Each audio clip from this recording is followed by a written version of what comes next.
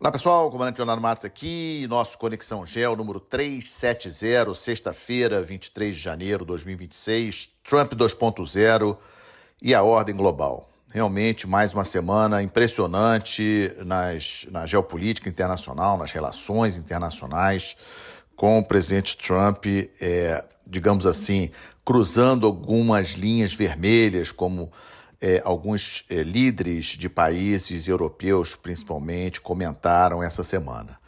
Bom, mas antes de iniciar esse podcast, está bem grande, né? Muita coisa, muitos assuntos para falar com vocês. Eu volto a insistir. Não esqueçam, Conexão Gel, podcast, todas as sextas-feiras, bem cedo.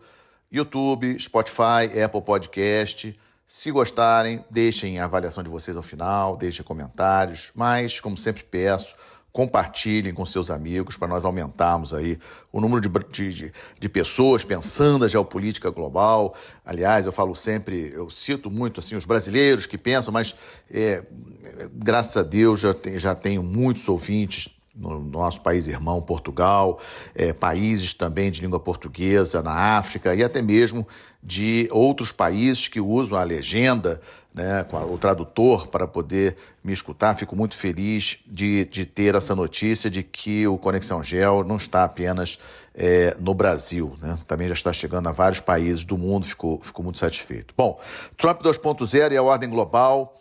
E vamos rapidinho, o que eu estou querendo dizer com essa ordem global? A gente não pode esquecer, final da Segunda Guerra Mundial, o mundo, né, com Estados Unidos de um lado, União Soviética de outro, e os Estados Unidos, eles deixaram a Segunda Guerra Mundial como uma grande potência econômica, militar do planeta, inclusive com um percentual econômico em relação ao mundo maior do que é atualmente. Os Estados Unidos hoje tem cerca de 25% da economia global, para vocês terem uma ideia, uma coisa impressionante, mas no final da Segunda Guerra Mundial era mais do que isso.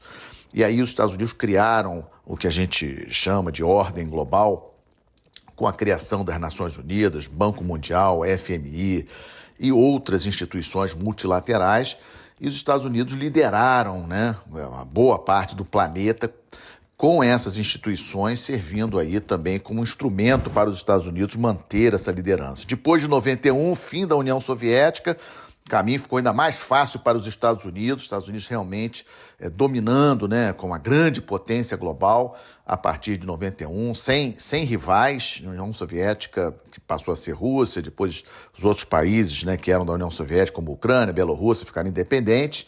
E só agora, nos últimos, digamos, 20 anos, 15 anos, a China começou a surgir no tabuleiro geopolítico do mundo efetivamente. E muitos autores defendem que nós já estamos vivendo uma segunda guerra fria entre Estados Unidos e China. Eu inclusive, defendo essa ideia. Alguns até chamam de Dragon Bear, ou seja, misturando o dragão chinês com o urso russo, né?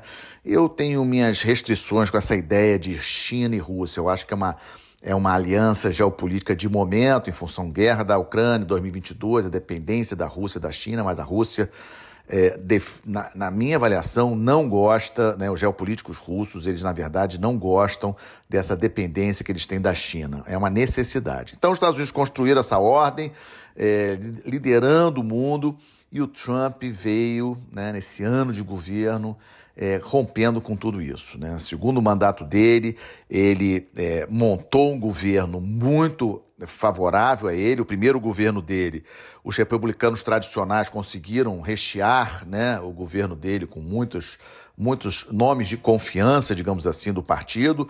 Vocês devem lembrar, o Trump trocou diversos secretários, né, o equivalente aos ministros, né, dele ao longo do primeiro governo, o que não está acontecendo agora. Vocês podem perceber que agora, no segundo governo do Trump, a troca de posições não tem nem comparação com o primeiro governo, né? E vocês têm já visto membros do primeiro governo do Trump criticando ele nas mídias americanas. Então o Trump ele colocou gente da confiança e está fazendo aquilo que ele acredita, que ele acha que é o melhor para os Estados Unidos.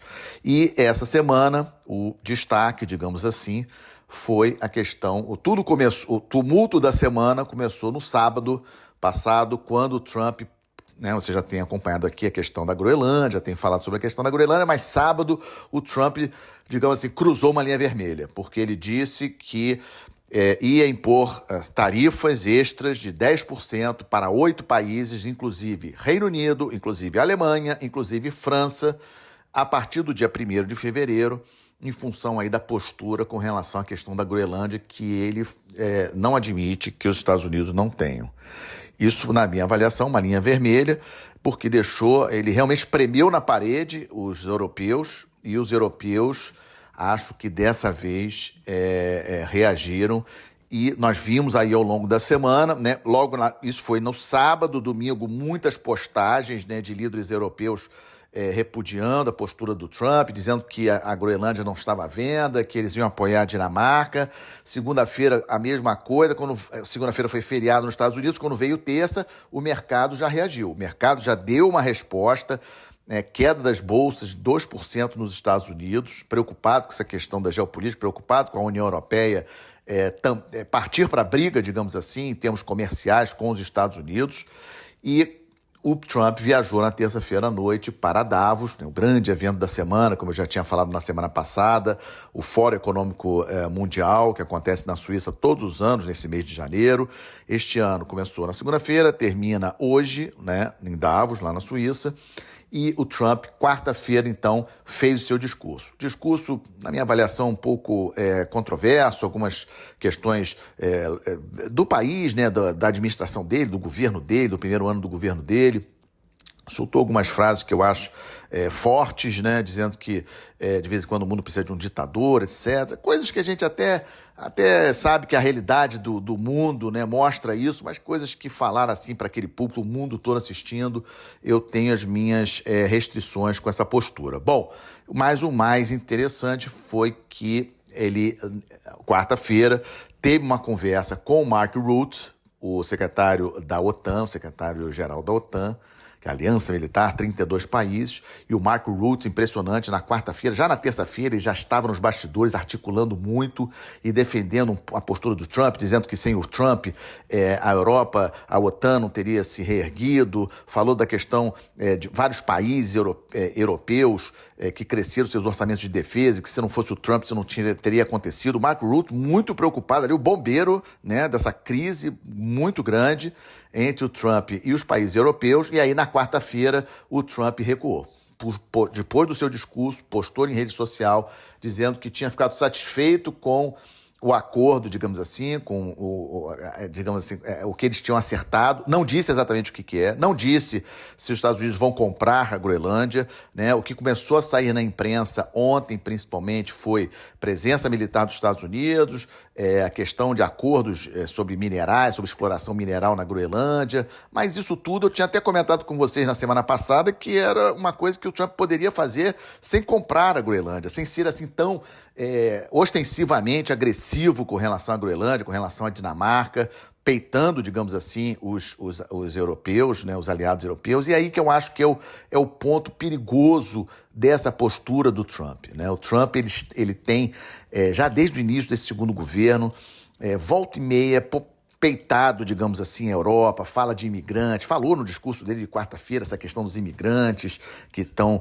destruindo a Europa, citou Londres, explicitamente Londres, explicitamente Paris, né, em função aí da contaminação, né, dos imigrantes, etc., e realmente foi pesado. Não posso esquecer, eu acho que vocês viram, postei no Instagram do Conexão Gel, uma postagem do Trump na segunda-feira, impressionante, aquela foto com os líderes europeus em frente a ele, no Salão Oval lá da Casa Branca. Essa foto foi de agosto do ano passado, logo depois daquele encontro do Trump com o Putin no Alasca. Vocês lembram? O Trump se encontrou com o Putin no Alasca, e na segunda-feira, líderes europeus, junto com os Zelensky, que estavam na Casa Branca para conversar com ele. Então tem uma foto famosa dele no Salão Oval, com os líderes assim europeus na frente dele. Só que o Trump postou, foi ele que postou, não foi um fã dele que postou. Ele postou essa mesma foto, mas só com a inteligência artificial, mostrando um mapa dos Estados Unidos e bandeira dos Estados Unidos no Canadá, bandeira dos Estados Unidos na Groenlândia, bandeira dos Estados Unidos na Venezuela. Aí, realmente, vocês imaginam os canadenses vendo isso, imaginam os dinamarqueses vendo ali a Groenlândia, a Venezuela, então, né, e os demais países, porque, na verdade, uma charge dessa, né, a qualquer momento, ele pode colocar a bandeira dos Estados Unidos em outros lugares, então isso realmente pegou muito mal. Na quarta-feira ele recuou, né, mas mesmo com o recuo dele na quarta-feira, importante, os líderes europeus não desmarcaram a reunião de emergência programada para ontem à noite. Essa reunião começou cerca de 7h30 da noite, horário de Bruxelas, 8 horas da noite, horário de Bruxelas, e ela acabou muito tarde. Vou trazer para vocês ao longo do dia, ao longo desta sexta-feira, mais informações sobre o resultado dessa reunião de ontem dos líderes da União Europeia para discutir Groenlândia e discutir questões relativas à Ucrânia. Vou falar sobre a Ucrânia daqui a pouco. E aí, na quinta-feira, ontem, né, o presidente Trump lançou o Conselho da Paz, né, já tinha comentado com vocês sobre esse Conselho da Paz, que eu achei digamos assim, uma iniciativa dele um pouco precipitada, muito rápido, né? Marco Rubio não teve tempo de negociar com os países e, assim, a presença de líderes neste evento lá em Davos ontem de manhã, eu achei muito pequena. E você somando essa questão do Conselho da Paz com a questão da Groenlândia, os líderes europeus correram. Nenhum país europeu relevante estava presente ontem no lançamento do tal do Conselho da Paz, que faz parte aí da segunda fase do plano de paz em relação a Gaza, mas não apenas isso. O Trump tem, digamos assim, ambições maiores para esse Conselho da Paz, quase como se fosse uma nova ONU. Aliás, chegaram a perguntar isso para ele, né, se a ONU estava acabada, etc. Ele disse que ainda não, que ainda tem que manter a ONU, etc. Mas o Conselho da Paz tinha uma carinha aí de uma nova ONU liderada por ele, impressionante. E aí ontem lá em Davos, quem eu vi? Eu vi Argentina, vi Paraguai, vi Arábia Saudita, Paquistão, Indonésia, mas não vi Índia, não vi Japão, não vi Coreia do Sul, não vi Austrália, Canadá, França, Reino Unido, Alemanha, ou seja, Itália, Espanha, grandes países não estavam presentes. Então, acho que essa iniciativa do Conselho da Paz pode até ter sido uma ideia interessante no início, mas a execução foi muito rápida e num momento que misturou com essa questão da Groenlândia e não sei se vai sobreviver. Em relação ao Brasil, gente, aquilo que eu sempre falo, nós temos que pensar em crescer economicamente, acertar a nossa casa, desenvolvimento em tecnologia, desenvolvimento em capacidade militar, incrementar a nossa capacidade dissuasória, né? Ou seja, mísseis de longo alcance, drones, cyber, ou seja, guerra cibernética, operações especiais. Aliás, o Trump, no discurso dele de quarta-feira lá em Davos, falou claramente que na ação que foi feita contra o Maduro, foi utilizado armas modernas que, digamos assim, neutralizaram os cubanos que estavam protegendo o Maduro de uma forma que ele não podia nem dizer. Aí muita gente especulando que era arma sônica, umas armas especiais, o que poderia ter sido. Ou seja, tecnologia, né? Alta tecnologia. O Brasil precisa estar preparado para se defender contra qualquer ameaça. Eu não estou falando contra os Estados Unidos, eu estou falando contra qualquer grande ameaça. Nós somos um país grande, queremos ser efetivamente soberanos, mas para isso nós temos que ter capacidade de defesa no tamanho do Brasil. Bom, vamos seguir, muita coisa para falar com vocês, como eu falei. Segundo tema que trago, especificamente a questão do Irã, que não podemos esquecer. Semana passada dei muita prioridade para isso no Conexão Gel. Mas volto a lembrar para vocês, esse tema não saiu da pauta. Lógico que o tema Groenlândia ganhou muito da atenção, óbvio, né, Fórum Econômico lá em Davos, etc. Muita discussão em relação a isso, mas nós não podemos tirar o olho do Irã, porque tivemos vários indícios ao longo dessa semana de que alguma coisa vai realmente acontecer no Irã, ou tem grande possibilidade de acontecer.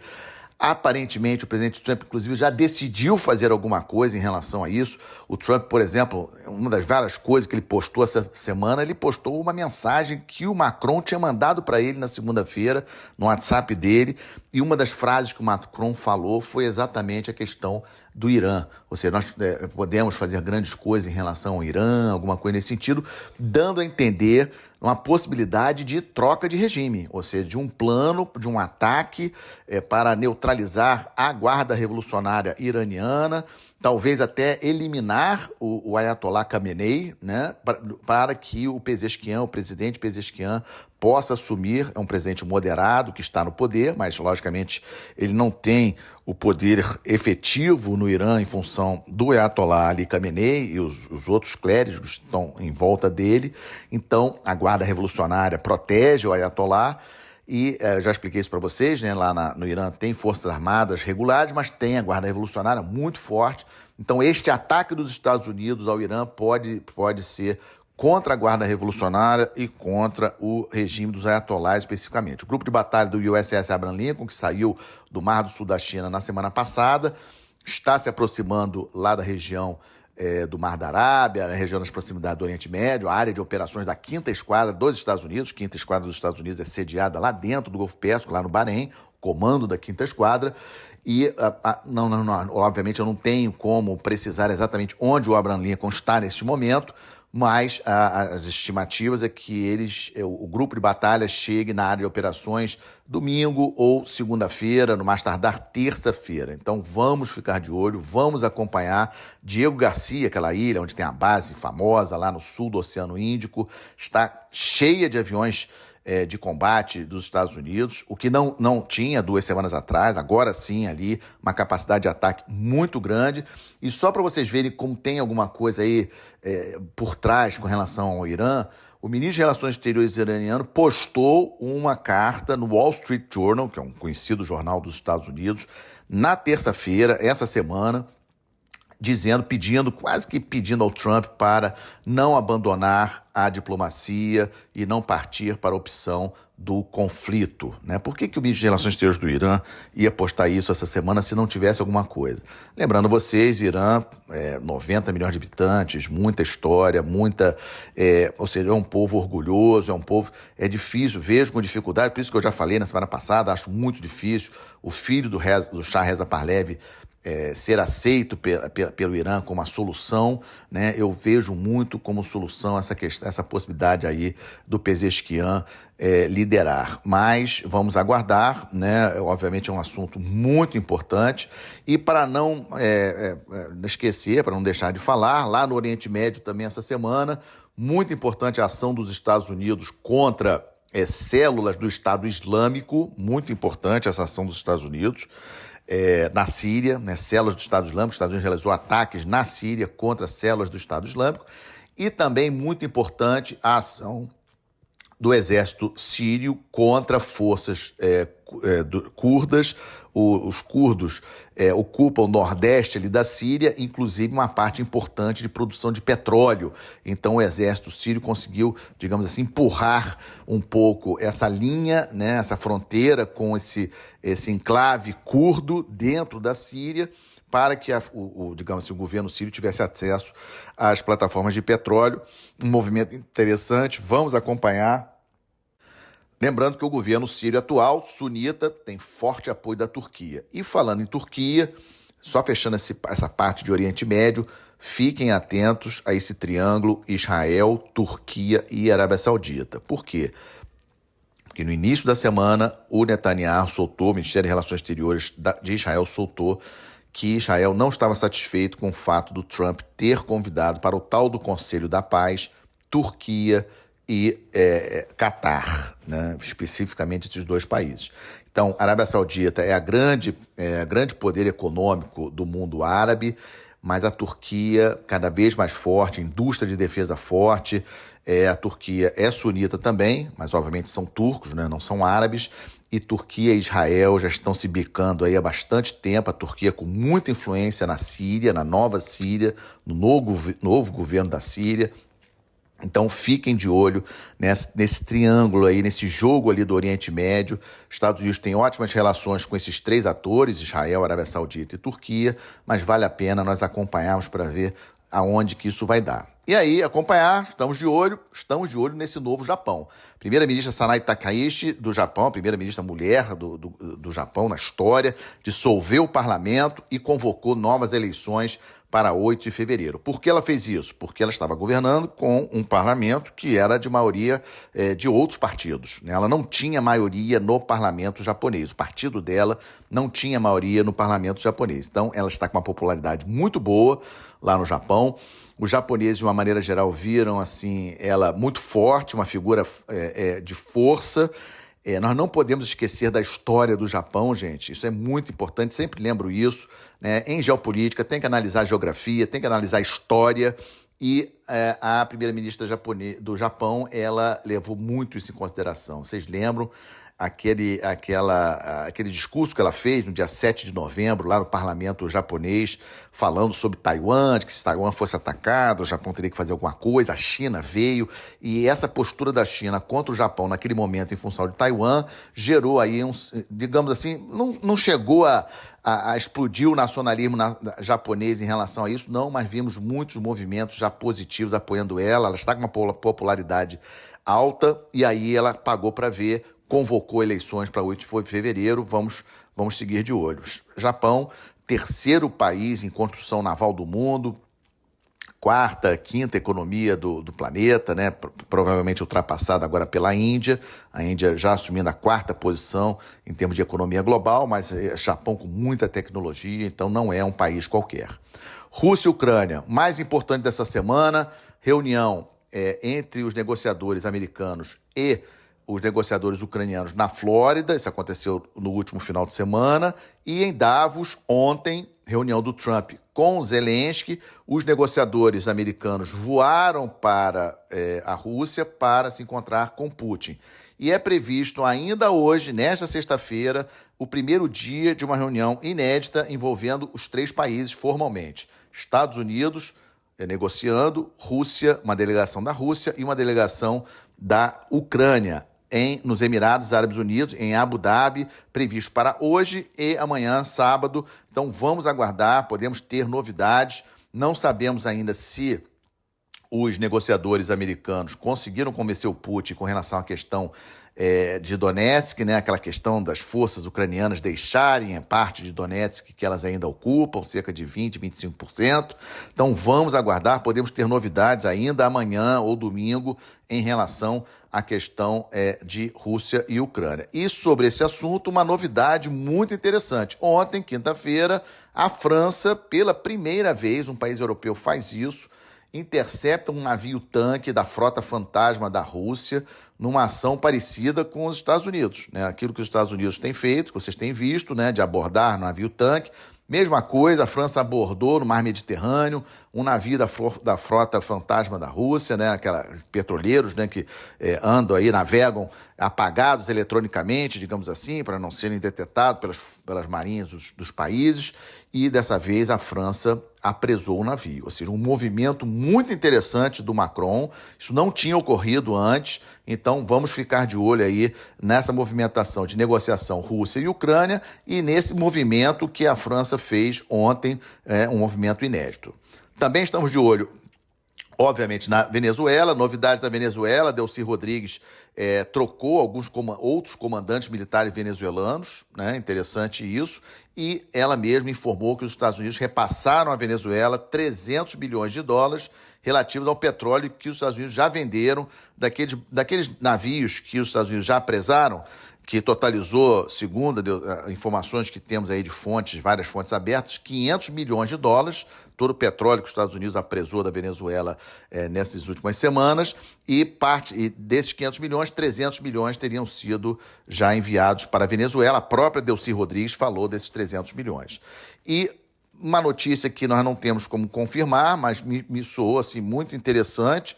O Departamento de Justiça dos Estados Unidos estaria finalizando um processo de extradição formal do Nicolás Maduro junto à Venezuela. Achei incrível essa notícia, ainda estamos apurando, né? Ou seja, digamos assim, a Venezuela concordaria com essa extradição do Nicolás Maduro por narcoterrorismo, e aí ele seria julgado lá, ou seja, ele já está preso lá em Nova York, mas, digamos assim, os Estados Unidos eles fariam aí uma coisa mais formal, uma coisa mais oficial junto ao novo governo venezuelano, que seria já um rompimento definitivo da Delcy Rodrigues com o Nicolás Maduro. Acho difícil. mas essa notícia surgiu, eu não quis deixar de trazer para vocês, para nós ficarmos aí ativos. A Delcy Rodrigues, em troca pela notícia, os Estados Unidos liberaria parte dos ativos congelados da Venezuela no exterior, vejam só. Também está em andamento a reabertura da Embaixada dos Estados Unidos em Caracas, foi fechada em 2019, também um ponto importante. E, para fechar, Marinha Americana, na quinta-feira, ontem, abordou, né, mais um navio-tanque Sagita, né, também aí, na verdade, não foi nem ontem saiu a notícia, mas isso foi feito na terça-feira, né, esse navio fugiu da quarentena lá dos Estados Unidos, e aí a Marinha Americana abordou e tomou esse navio, é o 7º navio-tanque que os Estados Unidos abordam, digamos assim, e conseguem tomar. E mais uma coisa, já ia esquecendo de falar com vocês, também a Delcy Rodrigues informou, as mídias venezuelanas informaram que a Delcy Rodrigues está tentando, já pediu uma audiência com o Trump semana que vem lá na Casa Branca. Estamos de olho, vamos seguir acompanhando. Também estamos de olho a visita do primeiro-ministro do Reino Unido à China. Lembram que semana passada o Mark Carney do Canadá visitou a China? Agora quem vai na China? Primeiro-ministro do Reino Unido. Então, nessa confusão toda de Groenlândia, nessa postura toda do Trump, sanções, etc., começamos a ver movimentos, né, de países importantes de aproximação com a China, né? Um recado aí para os Estados Unidos ficarem atentos. Também estamos acompanhando as negociações comerciais União Europeia e Índia, que inclusive a Ursula von der Leyen, lá em Davos, essa semana, terça-feira, falou que estão avançadas as negociações e que vai ser o maior acordo comercial da história, do mundo, etc. Também sempre de olho na China, alguns pontos para vocês essa semana, né? Saiu um vídeo, não sei se vocês viram esse vídeo, né? Um vídeo de treinamento das Forças Especiais Chinesas para extrair um indivíduo de alto valor de um ambiente protegido, muito parecido com o que as Forças Especiais Americanas fizeram em relação ao Nicolás Maduro. Muito interessante a China divulgar isso nesse momento, né? Tipo um alerta para o presidente de Taiwan, ou seja, que isso poderia acontecer em relação a Taiwan. Lógico, não foi falado Taiwan explicitamente, mas só o fato da mídia chinesa divulgar esse vídeo eu achei interessante. Outra notícia que vem da China, confirmação de crescimento de 5% do PIB em 2025, era a meta, a informação oficial é essa, desse aumento, e também uma informação importante, pelo 4º ano consecutivo, redução da população chinesa. Essa crise demográfica na China, muito relevante, um grande desafio para o Xi Jinping, para o Partido Comunista Chinês. Bom, vamos vir aqui para a nossa região para fechar os estamos de olho. Peru numa crise danada novamente, né? O Peru sempre em crise, o presidente interino, que era o presidente do Congresso, o José Geri, né? Uma polêmica que ele teria se encontrado, um escândalo, né? Que ele teria se encontrado com empresários chineses num restaurante de Lima, capital do Peru, e aí é um processo de impeachment em andamento, podemos ter novidades a qualquer momento, e o atual presidente interino, lembrando que teremos eleições para presidente esse ano lá no Peru, mas podemos ter um novo processo de impeachment do presidente interino em exercício lá do Peru. Estamos de olho. E para fechar, a Argentina. O presidente Milei esteve lá em Davos, participou ontem da reunião de lançamento do Conselho da Paz, e uma pergunta que ficou na minha cabeça na hora, quando eu vi a presença do Milei, foi a questão da contribuição, né? Que todos os países que formam o Conselho da Paz, tinha aí uma contrapartida financeira de US$ 1 bilhão.